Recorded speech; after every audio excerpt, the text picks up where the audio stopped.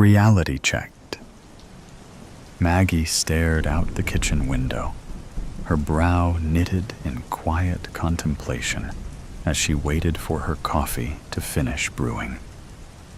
The sun poured through the window, warm and radiant. Yet something felt off. It had rained throughout the night. She recalled the rhythmic pitter-patter against her bedroom window and the wind wailing through the trees. The forecast had called for more storms well into late afternoon. However, outside, the world looked untouched, as if the night's downpour had never happened. She recalled having drinks with her best friends from college last night at the new upscale lounge downtown. Lori had been eager to check out the exclusive rooftop bar, but the rain had forced them to stay inside. Instead, they gathered in one of the lounge's sleek, dimly lit sections, sipping mojitos and catching up. Lori had always dreamed of becoming a corporate attorney, and after years of relentless studying and grueling internships, she had finally landed a position at one of Pittsburgh's top law firms earlier this year. It was all she had ever wanted, and from the way she spoke about it, the long hours and high stakes didn't faze her in the slightest. Sammy and Chloe also seemed to have settled comfortably into their dream careers. Sammy, with her sharp wit and boundless creativity, was making a name for herself in marketing, crafting campaigns for major brands.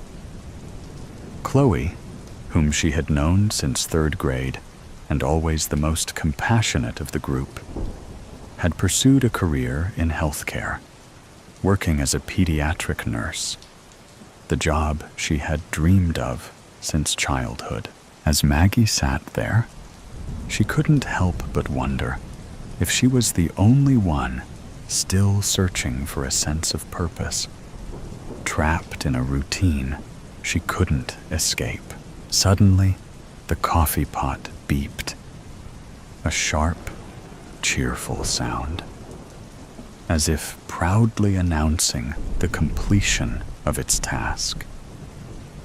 The abrupt noise jolted Maggie from her thoughts, pulling her away from the window. With a sigh, she grabbed the pot and poured the steaming coffee into her oversized pit mug. She and her friends had bought matching mugs from the university shop, a sentimental keepsake to mark their transition from students to University of Pittsburgh alumni. Back then, they had imagined themselves stepping into bright, promising careers, proudly flaunting their school spirit in their new offices. But as Maggie wrapped her fingers around the familiar ceramic, she couldn't ignore the nagging truth. Her future hadn't turned out the way she once envisioned. Maggie took a sip of her coffee and immediately winced at the bitterness, the sharp taste jolting her from her distracted thoughts. She'd forgotten to add the creamer. Heading toward the refrigerator, a realization settled over her. It was Sunday, grocery day. With a resigned sigh, she set down her mug, shuffled to her bedroom to change, then grabbed her purse and keys and headed out the door. The moment she stepped outside, the air was warm and rich with the scent of sun-soaked earth and blooming wildflowers. No trace of petrichor, no lingering dampness on the pavement. It was as if the storm she so vividly remembered had never happened at all. Maggie swallowed, her throat dry and tight. Something was off. She could feel it in her bones. An uncanny sense that the world had shifted on its axis while she slept. She glanced across the street and noticed her neighbors gathered on their lawns, laughing and chatting as if it were a holiday. Odd, she thought. But what unsettled her most was Mr. Burns. The older man was usually a storm cloud of irritation, no matter the day. He'd spent his life working at the same furniture store his great-great-grandfather had built, forever grumbling about long hours and slow employees.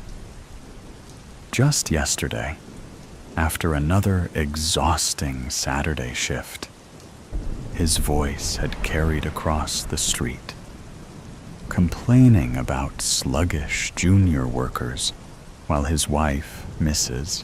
Burns, stood by the door, nodding in passive agreement, with an umbrella in hand, as he stomped into the house.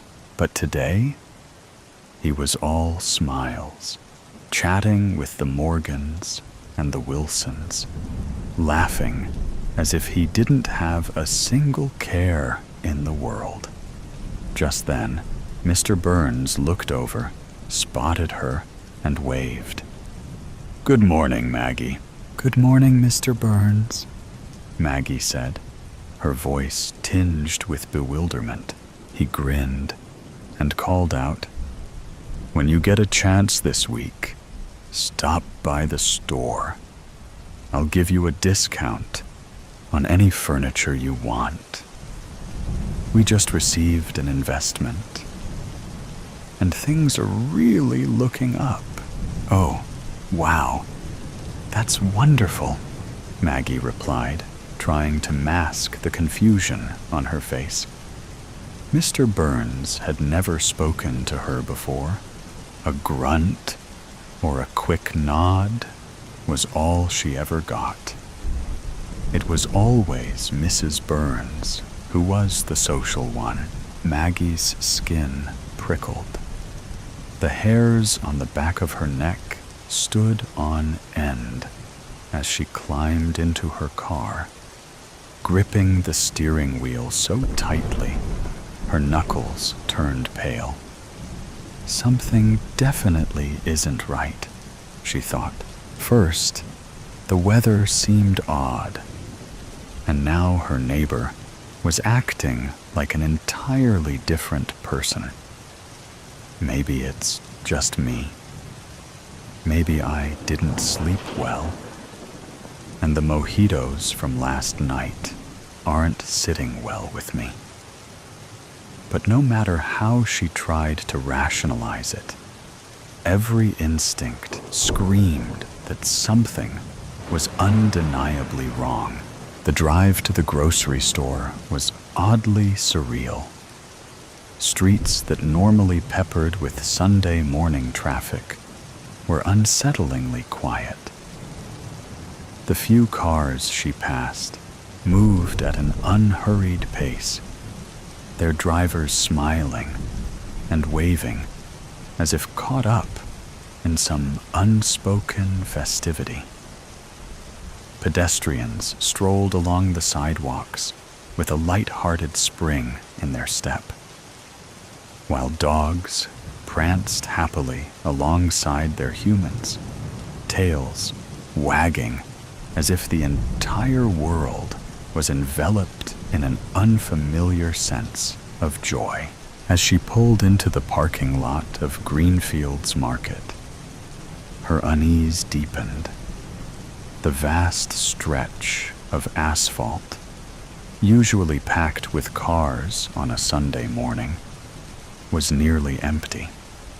Only a handful of vehicles sat scattered across the grocery store lot, gleaming under the strangely intense sunlight. Like polished gems, she cautiously eased into a parking space near the entrance and cut the engine. For a moment, she just sat there, fingers still resting on the steering wheel as she scanned her surroundings, trying to steady her thoughts. "What is going on?" she whispered to herself. Finally, after calming herself, she grabbed her purse and stepped out of the car. The door closed shut behind her, the sound echoing across the parking lot, unnervingly loud against the surrounding stillness. As she approached the store, the automatic doors slid open with an almost too cheerful whoosh, releasing a wave of cool, conditioned air. The familiar fluorescent glow spilled onto the pavement, blinding her momentarily, forcing her to blink rapidly to adjust her eyes. Her gaze landed on the store employees gathered at the entrance, their faces lit with excitement as they chatted and laughed. They held a large banner that read, "Welcome to Greenfields Market. Happy grand reopening. A new beginning awaits." A grand reopening? This surprised Maggie. She had been at this store just a few days ago, and there had been no sign of renovations, no announcements, no changes, nothing to suggest something like this was happening. She forced a smile at the employees as she walked past, gripping her purse handle tightly. Grabbing a cart, she headed toward the produce section, trying once again to shake off the uneasiness rising in her chest. Maggie quickly grabbed her usual grocery items and a few snacks, hurrying toward the register. Despite the small number of customers, the store hummed with an unusual liveliness. As she made her way through the aisles, everything seemed different. The store fully stocked the shelves with fresh produce, neatly arranged in vibrant displays. Maggie couldn't believe what was happening. This wasn't just a grand reopening. It felt like an entirely new store. Yet, everything looked exactly as it always had. As she fumbled with her wallet, she heard someone call her name. "Maggie, so nice to see you today. How are you?" It was Jen from her yoga class. Maggie barely managed a smile as she turned to face her. "I'm good. Just doing a little shopping," she replied, her voice flat with a forced smile. "Oh, I totally get it," Jen chuckled. "I'm getting ready for the week too. Can't wait. You won't believe it, but I got a promotion to regional manager last Thursday. Can you believe it? I'm doing what I always wanted." Maggie froze. "Wait, what? I thought you said you hated your job. You even told me you were looking for something else, even if they offered you a promotion." Jen placed a hand on Maggie's shoulder, her face glowing with excitement. "Not anymore. It's my dream job now, Maggie. Isn't it amazing? It feels like a new beginning." Maggie felt a wave of nausea rise in her stomach. Her head spun, and her heart began to race. this didn't feel right. How could everything change so suddenly? The world felt like it was wrapped in some strange, happy haze. How was everyone so cheerful? They continued sharing a little small talk and hugged goodbye just as the cashier finished ringing up Maggie's items. But Maggie's mind was miles away. As if on autopilot, she barely noticed the total as she grabbed her bags and hurried out. Slipping into her car, she leaned back in the seat, feeling disoriented. What was going on? I need caffeine, she muttered, hoping the words would ground her. She headed to the local cafe, desperate for a mocha to shake the eerie feeling that had taken over her, hoping it would wake her up, both literally and figuratively.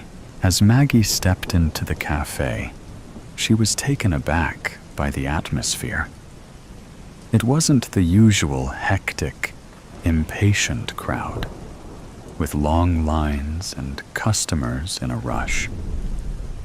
Instead, the cafe was filled with a relaxed energy. People were chatting casually, laughing, and smiling as they sipped their drinks. Then, out of nowhere, one of her co-workers from the hotel, Tim, walked in. His face lit up with a big grin. Their eyes met, and he waved enthusiastically as he made his way toward her, skillfully weaving through customers who were leaving. "Maggie, how are you?" Tim called out, his voice full of excitement. "I'm hanging in there," Maggie replied, still trying to make sense of the strange energy in the air as he joined the line behind her. Tim worked as a bartender at the hotel and was also an aspiring musician, playing local gigs with his band. "Maggie, you won't believe it." Tim's eyes were sparkling as he leaned in closer. "I just signed a huge deal." "What? No way. Congratulations, Tim," Maggie exclaimed, her surprise matching the excitement in his voice. Tim couldn't contain his joy. "Yeah, my band got signed to a record label yesterday. It's my dream, and it's happening." Maggie shouted along with him, her mind still on guard. As Maggie picked up her mocha and exchanged goodbyes with Tim, she slowly made her way to the cafe door, still trying to process what she'd just heard.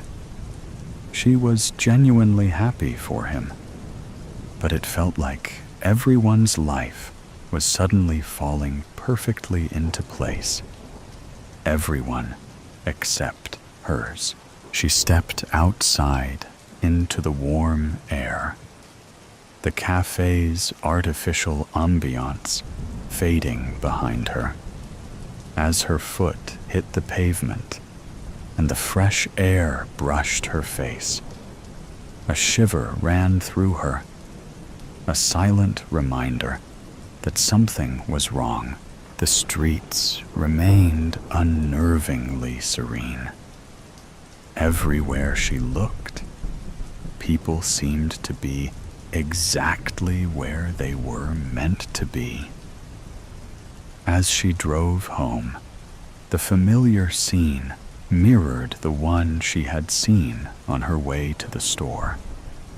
She passed a man sitting on a bench, sketching in a notebook, his face radiating quiet contentment.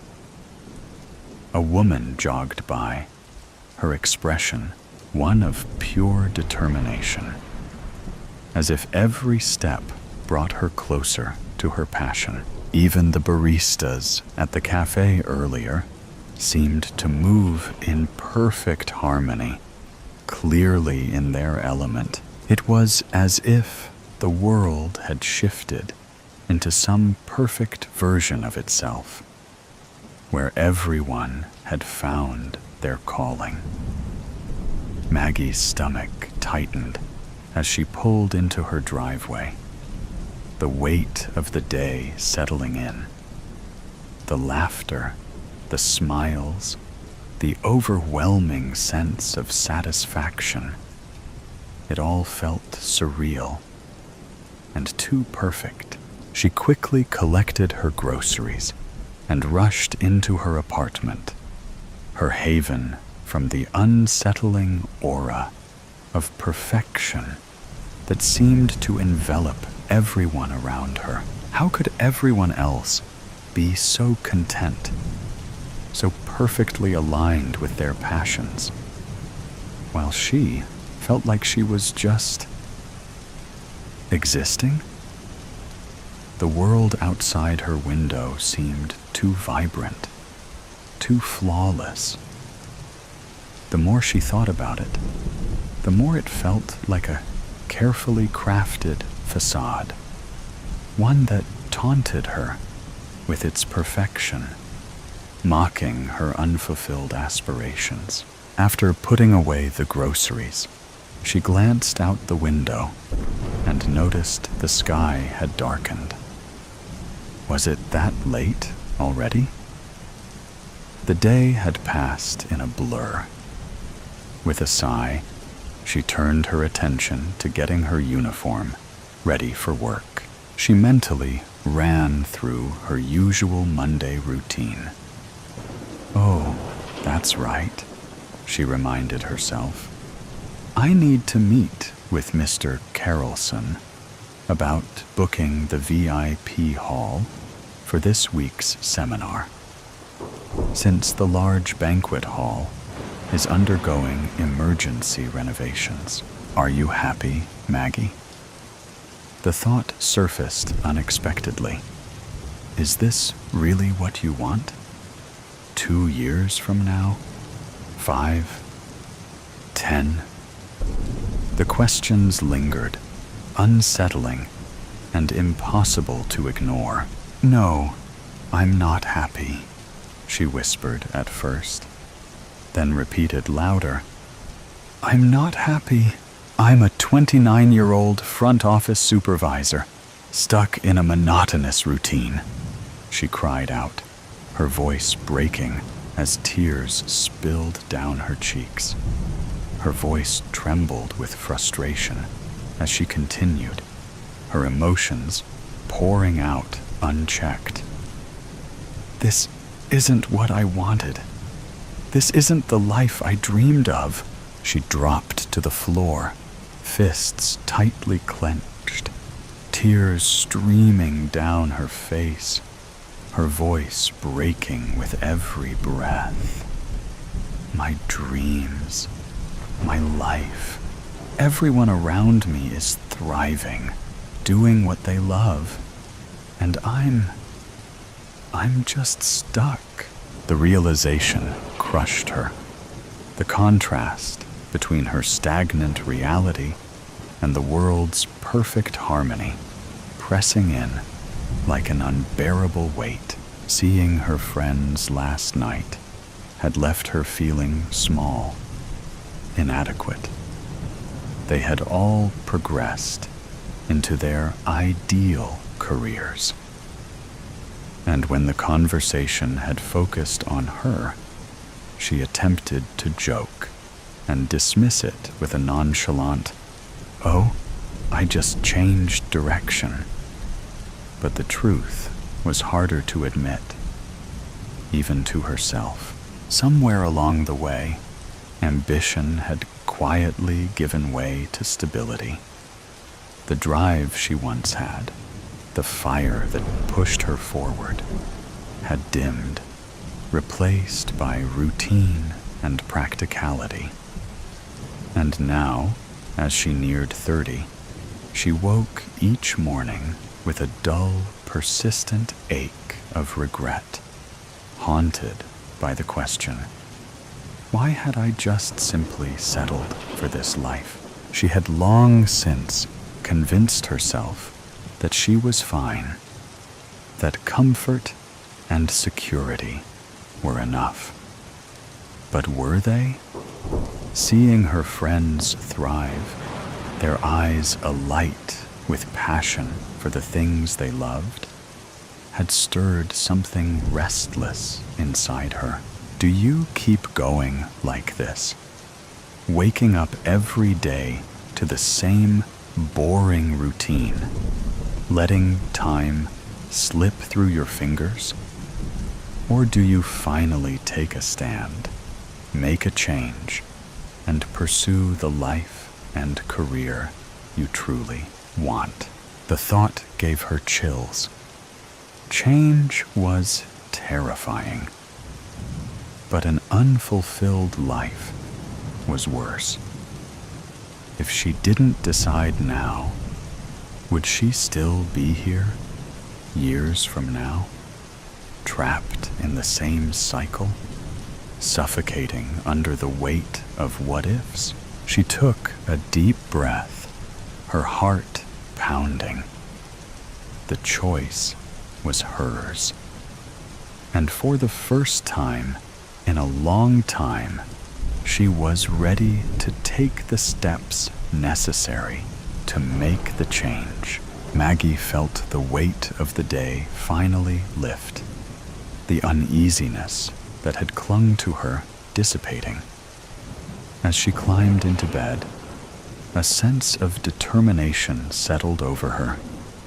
She was ready to embrace change, to carve out a future she truly wanted. Soon after she drifted to sleep, a loud, thunderous boom jolted her awake. Her eyes snapped open, blinking rapidly as she tried to gather her bearings.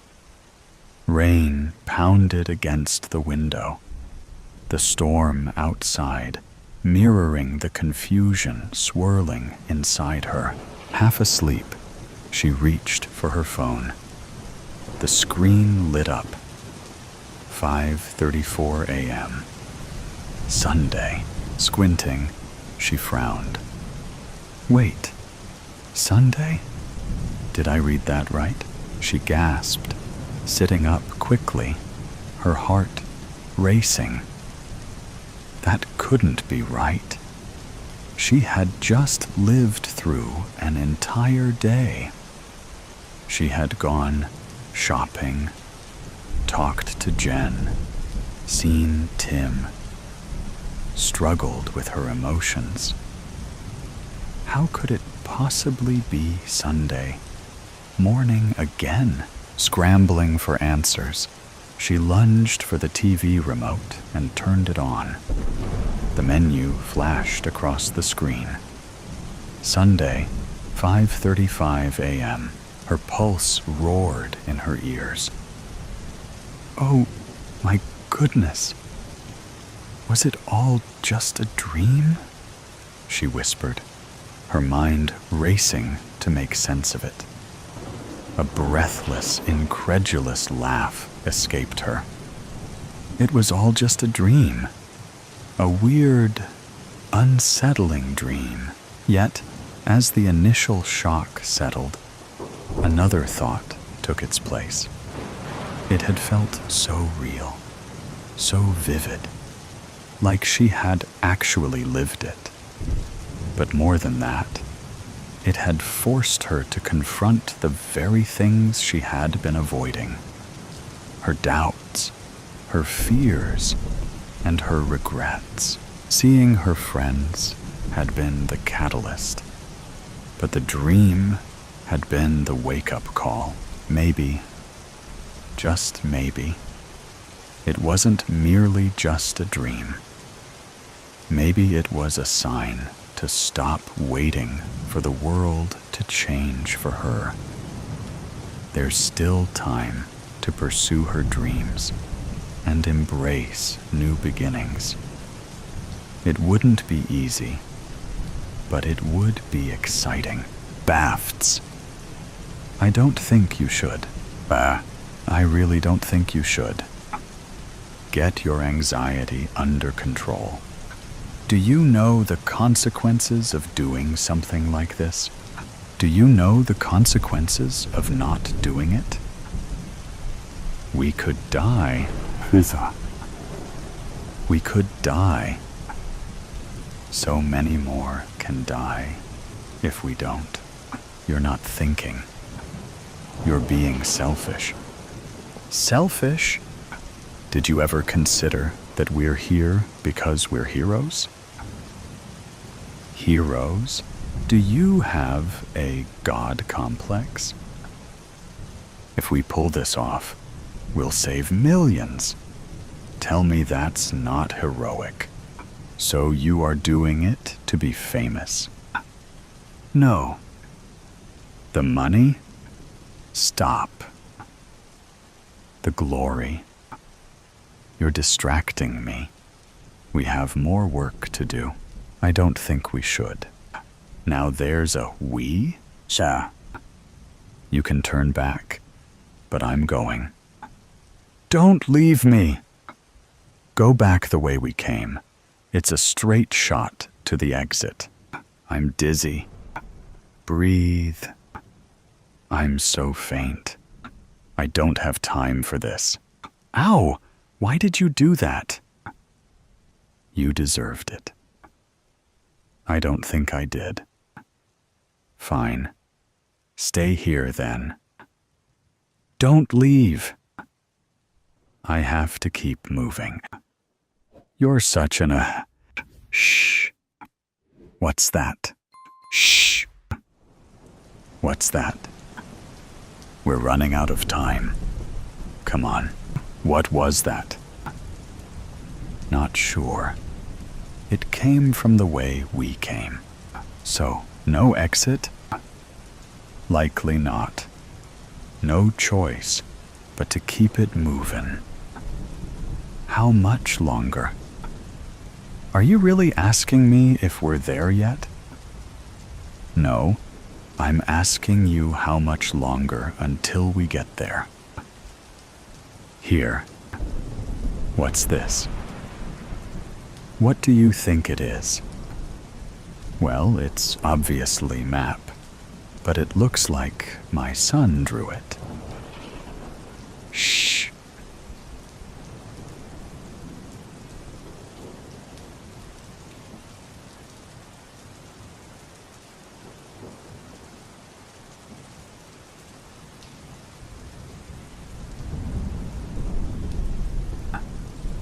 I don't know. Someone else, maybe? Shh. We're fine. Just stay quiet. Those aren't people. Get off me. Then be quiet. What? They're bats. Bats? Wait. Where are you going? Bats. Are you scared of bats? Of course I'm not scared of bats. You seem very scared about the bats. Stop saying bats. Come on, let's keep moving. Are you scared of things that fly? No, I'm not scared of bats. Now shut up and give me the map. It's okay that you're scarred down. Shut up. It's this way. Let's keep moving. Why? If it was just bats, then we can go back. Humanity's survival depends on it. Oh, really? Let's think. We're in a dark cave, trying to find the greatest threat to humanity. With a map that looks like it was drawn by a toddler, we almost got mauled by bats, and now we're lost. We're not lost? Then where are we? We're close. Left or right? Left. The bats went left. Right. Yup. I mean, let's go right. Because you're scared of the bats? Because the bats won't go where the weapons is. Right. Right. How do you know it's a weapon? What? The corp never said it was a weapon. They said they didn't know what the threat looks like. What else could it be? A person. A person? Really? I don't know. I don't know what we're looking for, or how our bosses don't know anything either. With all the money at the corp, you would think they would have a better idea, or a better map. We know it's a threat to humanity, and it's somewhere in this cave. Right. No, I don't think right was right. Are you saying that because of this dead end? Let's backtrack and go left. With the bats? With the bats. What if it's a bat? What? What if the greatest threat to humanity is a bat? A megabat? Do you hear yourself? Megabat? It's happened before. Humans are the greatest threat to humanity and the things they create. We're looking for a weapon. A thing. Whatever you say, let's follow the bats. You're so grumpy. Will you please shut it? Tam. I'm hungry. We don't have food. What do you mean we don't have food? We didn't bring food. We were supposed to be there already. What time is it? Oh, 200. No wonder. It's lunchtime. Lunch at 2 in the morning. I work the overnight shift. So, 10. What is it you do on the overnight shift? I'm the custodian. The custodian? Shh, you'll wake the bats. Explain. Right now. But explain, or we're not moving. And we're not eating. I thought you didn't have food. Explain. Now. Fine. I work as the custodian for the corp. Do you know Dr. Merlin? Never met her. Everyone says she's a kook. She's no kook. She's a genius. Very smart. Is that trail mix? Finish your story, and you get it. Last week, she was on edge. So I say, Dr. M, what's up? Yeah? And she tells me that there's new intelligence about some threat, and all of the field agents are cowardly salads. Cowardly salads? She's a tough lady, but she talks like an old-timey movie star sometimes. Her expressions. All right. So how did you end up here? Well, I told her that if there was anything else I could do to help her to let me know. So she put you in the field? Did you even have any training? I got about a week of training with the corp. Are you kidding me? Can I have that trail mix? You didn't think to mention any of this to me before? I thought you knew. Trail mix? Here, let's keep moving. Holy shit. Uh-oh? No, no, no, no, no. I told you it was Bafts. Hey, my trail mix. Focus. Why aren't they on the ceiling? They look like they're protected something. Someone. What? Look, there's hair. Oh, no. Nope. Nope. I'm not going in there. Give me the trail mix. Stop thinking about food. Give it to Gra. Maybe they eat trail mix. Stop throwing it. You're gonna piss them off. Look, they like it. What are you doing? They'll follow the trail of the mix. Fuck this and fuck you. Stupid corp putting me down here with a... It's working. Cowardly salad.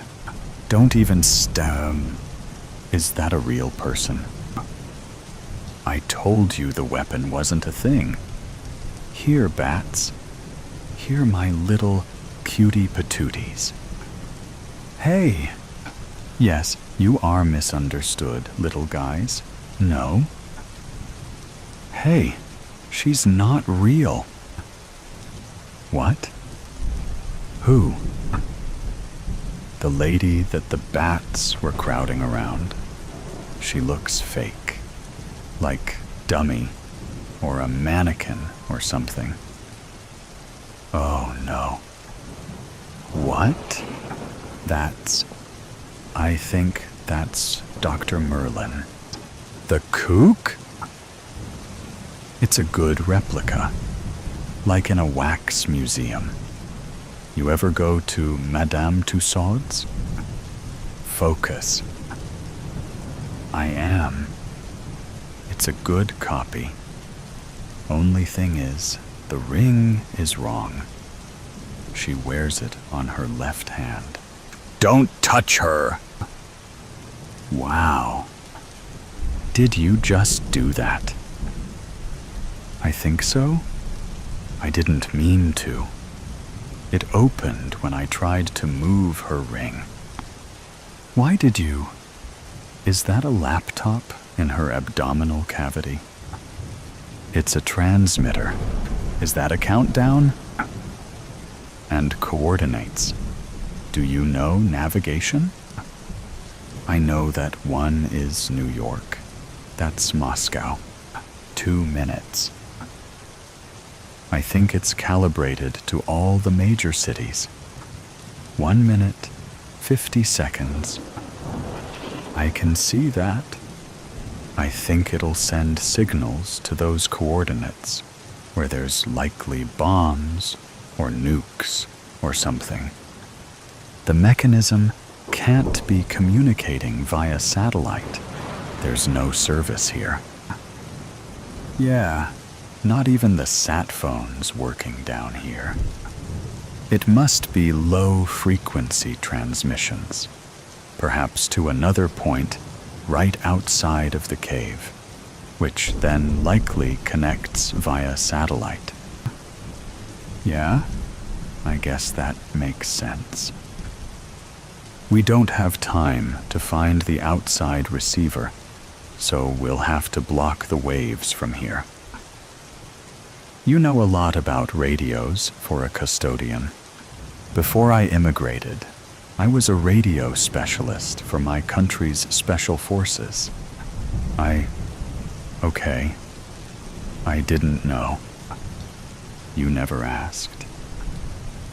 So what do? We need to get the bats back. What? They were keeping the equipment at the ideal temperature. while keeping themselves cool against metal Merlin.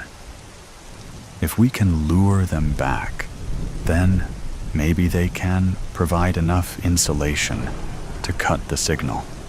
That's stupid. That's plan B. What's plan A? We only have 1 minute.